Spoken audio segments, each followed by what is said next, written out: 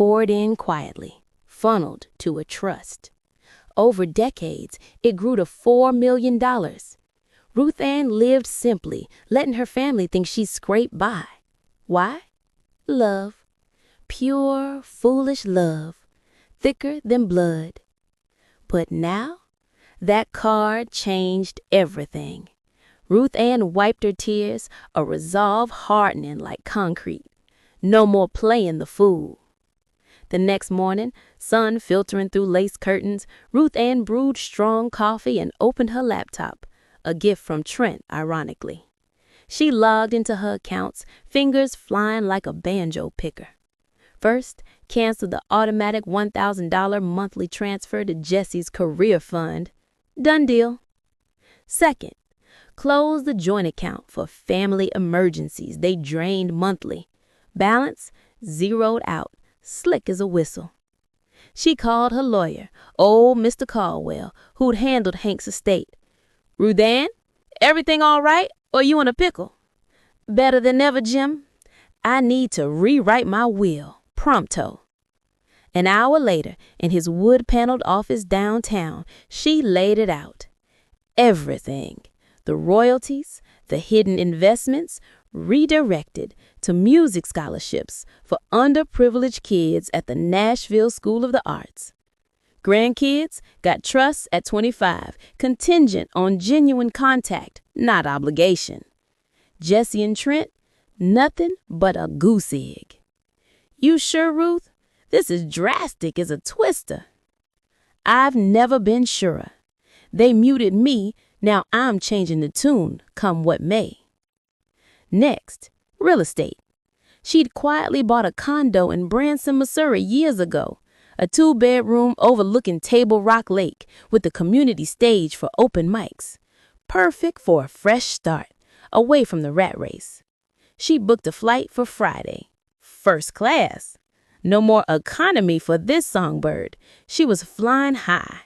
"You married my daughter, but treated me like yesterday's demo tape. I overheard you last month pitching senior homes like I was a problem to produce away. Newsflash, I've got $4 million in royalties you never knew about. I funded your label dreams quietly, out of love. No more, buddy. Stand on your own 2 feet. Produce something real, or go pound sand." Ruth Ann Harlan. She sealed them, left copies with a neighbor to mail, then packed. Guitars, sheet music, that old Martin she'd bought back years ago. By Friday, she was at the airport, boarding with a lightness she hadn't felt in decades, lighter than a feather. Branson welcomed her like an old buddy. The condo was sunlit with a balcony view of the Ozarks that'd take your breath away.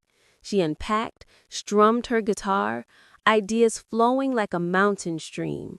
That night, at the community open mic, she sang Whiskey Lullaby acoustic.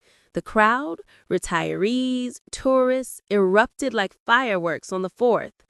"Who are you?" a young producer asked afterward. "Ruth Ann Harlan, and I'm just getting started, sugar." Word spread faster than gossip in a small town. A local label offered a deal, record an album of originals and covers. Ruth Ann dove in, writing songs about betrayal, resilience, second acts. Her lead single, Muted No More, was a fiery anthem. "You tried to silence this old bird, but honey, I've got verses you ain't heard." Back in Nashville, chaos ensued like a bar brawl. Jesse found the letter Monday, storming to Ruth Ann's empty house. "Mama, where are you?" Panic set in when checks bounced, accounts frozen tighter than a drumhead.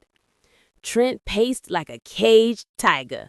"She's bluffing. Call her, pronto." But Ruth Ann's phone was off. Weeks later, a package arrived. Royalty statements, redacted, but showing the fortune. Jesse cried, "How could she hide this? We're up a creek." Guilt mixed with anger hotter than asphalt in August. They tried emailing, but no reply. The grandkids asked, "Where's Grandma Ruthie?" Jesse lied, "On vacation, bless her heart." Meanwhile, Muted No More climbed charts like a rocket. Radio play, then Billboard's Country Top 40. Ruth Ann's story went viral, the 75-year-old comeback queen. Interviews rolled in. I was muted by those I loved most. Now I sing for me, loud and proud. Jesse heard it on the radio, pulling over in tears. That's about us, dang it. Months passed. Ruth Ann's album dropped, platinum bound. Branson shows sold out quicker than hotcakes. One night, post-concert, a knock. Jesse, alone, eyes red as rubies. Mama, I'm sorry. We were awful at sin. Ruth Ann let her in. Words are cheap, darling. Show me, or it's all hat and no cattle. They talked till dawn. Tears, truths. Jessie admitted the card was Trent's idea, but she'd gone along. I took you for granted big time. Healing began slowly, like molasses in January.